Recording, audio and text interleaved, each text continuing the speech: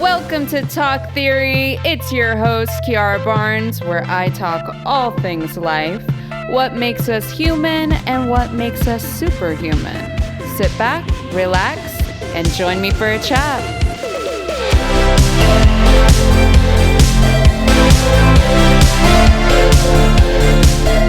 Hello, how are we? How is everyone doing? Welcome back to another episode of Talk Theory. I'm Kiara Barnes, your host.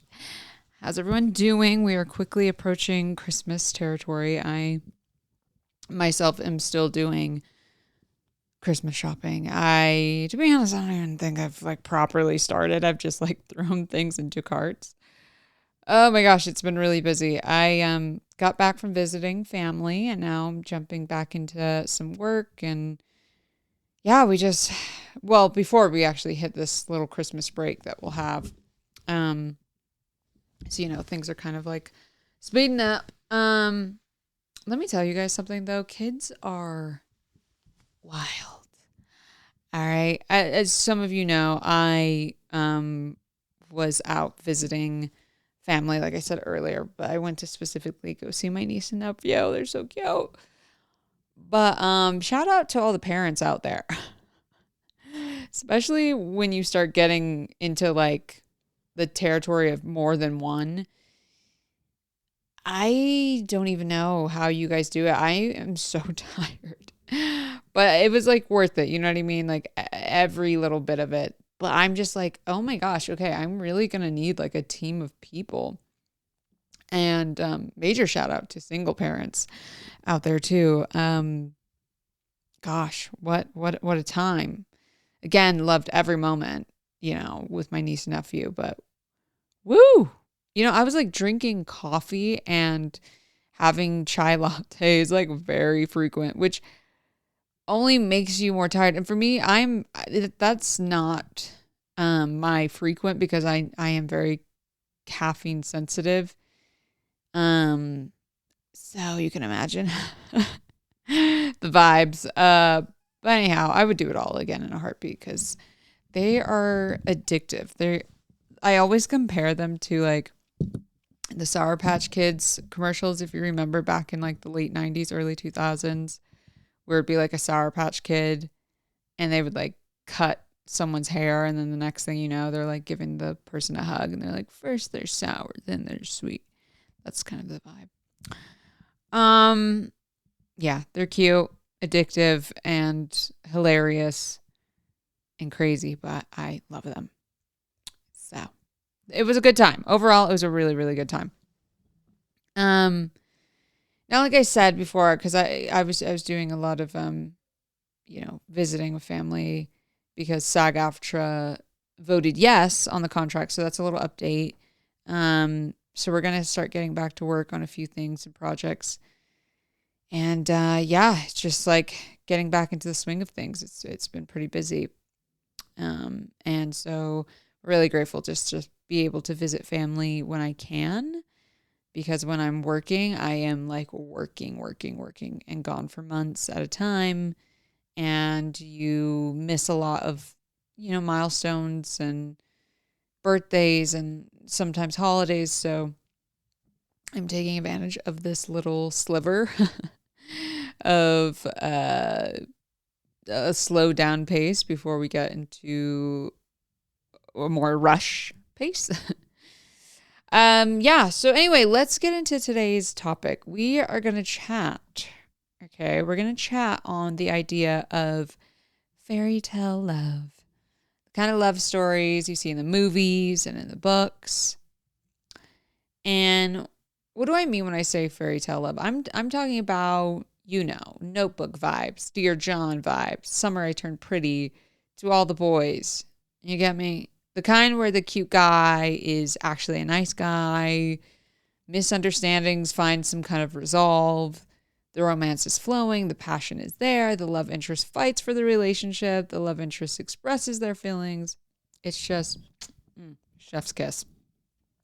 And we also have our classic style fairy tales like Snow White or The Little Mermaid, which, come on. If you haven't seen the newest live action, get on that ASAP. Prince Eric. Hi, is so perfect.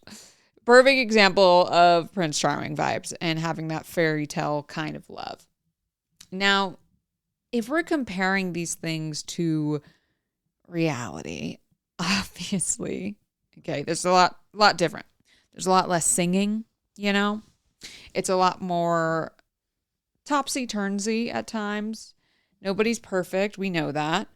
Um, People have their own insecurities and traumas and lived in experiences by the time they meet up with their significant other. But I think there still can be a balance between the two. I think there's a universal desire from all of us to feel some kind of love and to have a sense of magic in it and for it to feel good and give you butterflies. You know, I think the way we expect love to be is the way we receive it a lot of the time. I think for a long time I thought love was supposed to be very difficult and painful. And perhaps that is accredited to some of the films and stories I grew up on.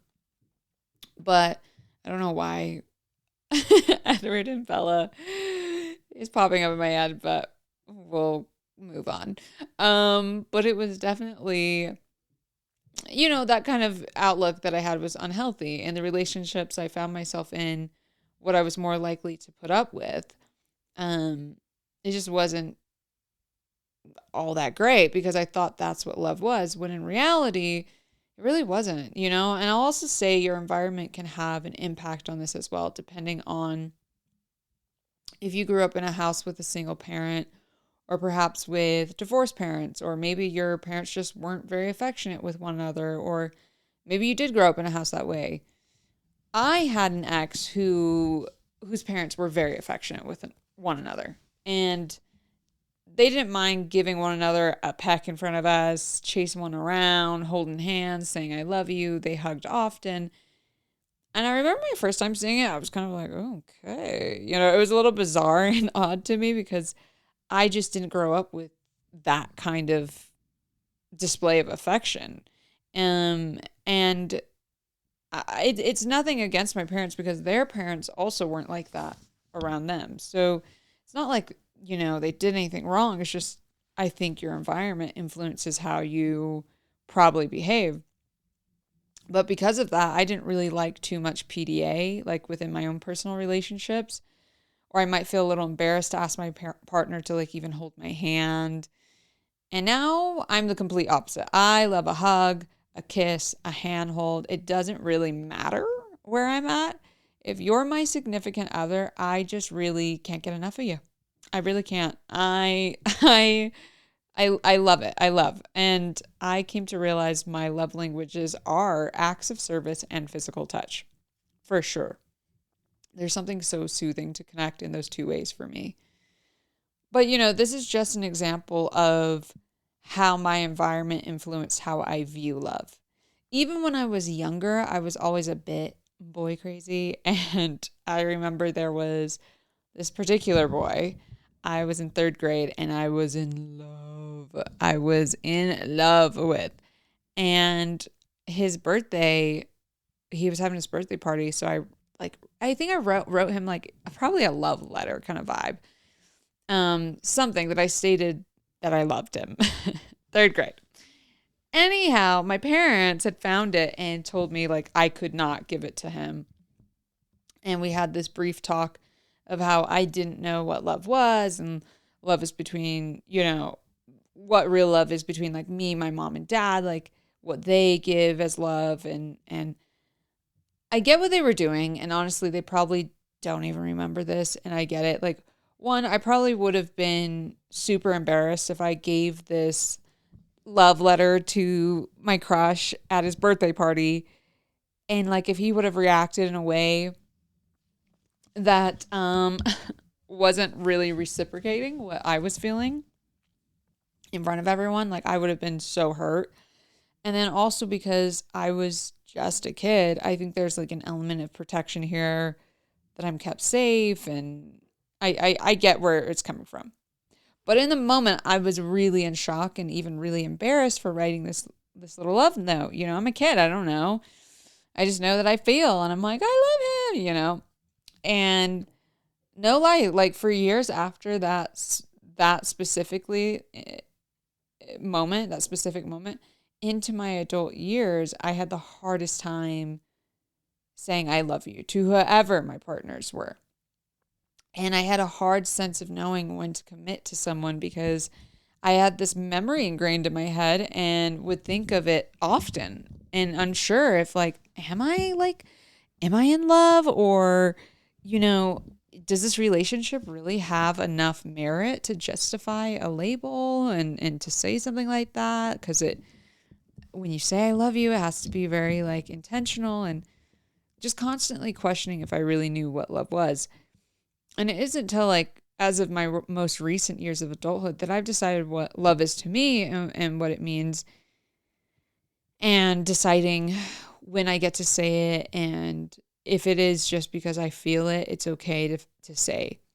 And I ultimately think this got much more specific for me when I realized how much I loved myself and how much I cared for myself. So because like I had stopped searching for the meaning of love and everything and everyone else, I found it in myself, and therefore it wasn't as scary for me to tell someone that I love them, because it's just like how I feel, it's just how I feel. And I don't need you to reciprocate it exactly. And I don't need you to say it back. But if I have feelings of admiration and I just want to express that to someone, like, life is short, and that's kind of what I've decided to come up with.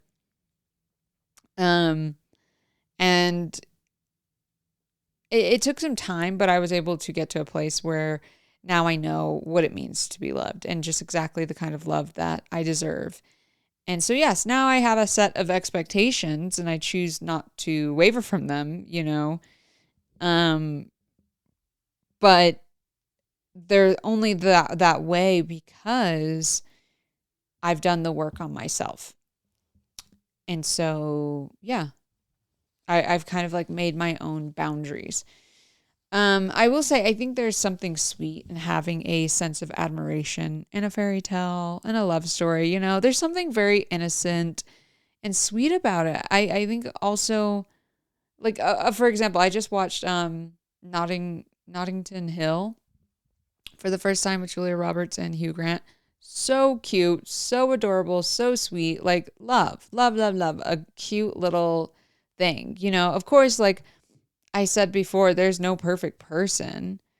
And I just also think that maintaining some kind of hope that someone out there will love you deeply for you and openly show you that love is healthy.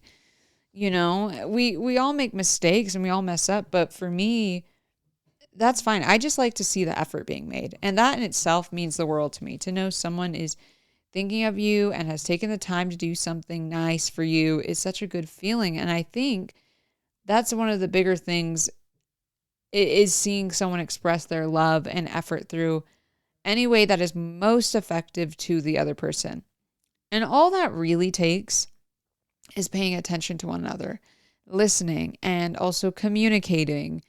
It could be as simple as someone completing a task for you when you're too busy or overwhelmed to do it, or someone making something, or even just taking out the trash, asking how your day was. The grand gestures are always nice, don't get me wrong, and very much appreciated. But on the nights where I am slammed with work and my significant other has made me food because I've been too busy to go get something, or when I needed something to be refilled, whether it be like, oh crap, like I ran out of my makeup or a face product, I have literally cried because it's so easy to get overstimulated with multiple things, and to know someone is looking out for you without asking means a lot. And that is the key, without asking. And here's the thing. Every fairy tale has its challenges. Nothing always goes 100% smoothly the entire time. I get that. But again, I think the main thing is communication and listening. If you can really communicate your feelings, if they're worries, fears, or even positive, affirming your partner is so important. And I will say, I feel like a lot of us forget to hype up each other when we've been with one another for an extended amount of time or years. Like, I had an ex who in the beginning was my biggest cheerleader. And as time continued on, he became less and less supportive or complimentive. And I don't even know if that's a word, but we'll go with it. And it's not that I necessarily needed it, but I mean, come on. Like, I feel like everyone likes to hear that their significant other finds them beautiful or is attracted to them in some way, or, has some kind of sense of love for them. And, for example, with this ex, like, in the beginning, he would comment on my Instagram posts a lot in the beginning, hyping me up. And I know that it sounds silly, right? It's like, okay, it's Instagram. But it's like that, what I'm saying. It's that small that can really just make you feel good. It doesn't always have to be these big things where it's like, well, but like you got this one awesome trip, and it's like, yeah, that trip was amazing, but it's the little things in between that mean a ton as well. And so like in the beginning, again, on Instagram, hyping me up, all this and that. And then eventually it just completely stopped. And I remember asking him kind of at one point about it, like why? And his response was, you already get enough likes and comments. Why do you need mine? Hello? Like what? And I don't know. To me, that's kind of a red flag now, because I'm like, what? Because why is it so hard to show your partner admiration and love publicly? I don't know. But anyhow, communication is highly important. Express how you feel. No one's a mind reader. And I used to have a really hard time with this, because I think there is a natural fear that if you tell someone how you feel, like I did, right? Where I'm like, hey, like, why haven't you commented on the thing? That they don't respond the best way back to you. But let me just tell you from experience, however that person responds to the good or bad is something you need to know and be aware of and need to hear. And ultimately, if it makes you feel worse than better, then that kind of tells you a ton right there. And by doing this, we can really strive to having those fairy tale kinds of love, but in order to get there, you've got to cut off some of the weeds to see a little more clearly and to know what it is that you want. So here's my thing. I will always have an affinity for the love stories, the Nicholas Sparks, the Prince Erics, the love songs. I just love love. I'm very much a believer that you can receive someone who is willing to communicate and love you just the way you ever dreamed of. And it goes both ways. You have to be able to do that yourself. And I think that's why I took so much time being alone after my last breakup to really be in my own head, in my own body again, in order to really find what it means to me to be my best self. And that way, when I come into my next relationship, I'm like fully present. Not to say that I have everything figured out, because I don't, but at least I have a really good foundation and it's ready to grow with someone else. Love is really magical, I think, in its own authenticity. Now, as we conclude this episode, remember that Fairytale Love, isn't an escape from reality. It's an infusion of magic into our everyday lives, I feel like that should kind of be the theory of the week. I feel like there is something to be said about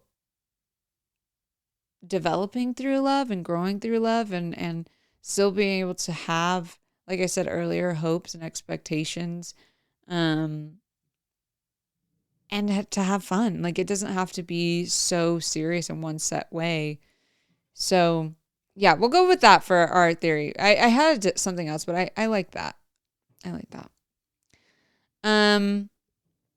Okay. Thank you so much for joining me on Talk Theory today. I hope everyone has a good rest of their week. Please feel free to share this podcast with a friend, a family, work member, work member, coworker. And yeah, leave a review if you haven't. Share the love. It's Christmas time. Do your part, huh? I'm kidding. But no, but I'm kidding, but I'm also not. Okay, I'm gonna wrap it up. I feel like this is going somewhere.